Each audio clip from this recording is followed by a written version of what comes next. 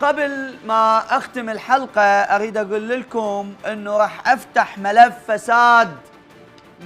فساد. اسمع يا هيئة النزاهة، أنا ما صار عندي وقت وما لحقت على الصورة.